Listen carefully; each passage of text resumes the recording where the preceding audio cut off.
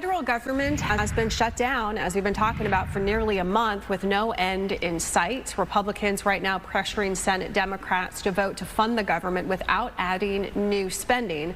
Democrats say extending the Affordable Care Act subsidies is too important to delay without assurances. Meantime, the American Federation of Government Employees, the largest government union, it represents about 800,000 workers.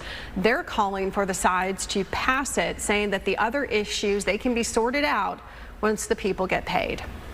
They're going to be able to feed their children. Are they going to be able to stay in their homes? I mean, it may not be much to people, congressmen and senators, but it means a lot to the everyday person. The longest government shutdown in history went on for 35 days during President Trump's first term. And that shutdown also taking a toll on air travel. Air traffic control staffing issues piling up at airports across the country. Olivianna Calmes joins us tonight from the St. Louis airport with what this all means. John, Ellen, well, this has gone on for going on 28 days, and the travelers I spoke with are very glad that today went smoothly for them here in the St. Louis airport.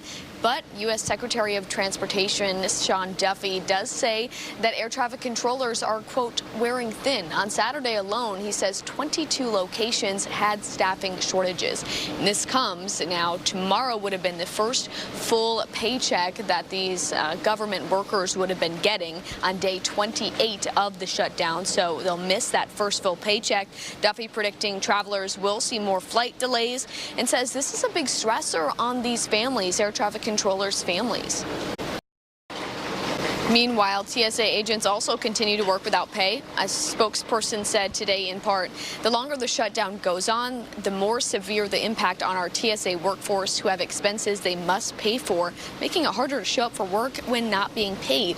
Now, I told you I spoke to some travelers here. They say today, thankfully, their trip was pretty smooth, but they say it's really hard to hear this about these federal workers.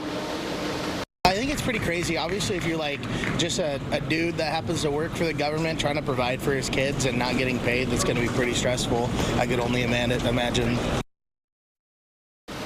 The big thing that most of them said is that they hope that this wraps up soon. It's tough to see all these federal workers and them themselves be in this limbo watching this all unfold. I'll send it back to you guys.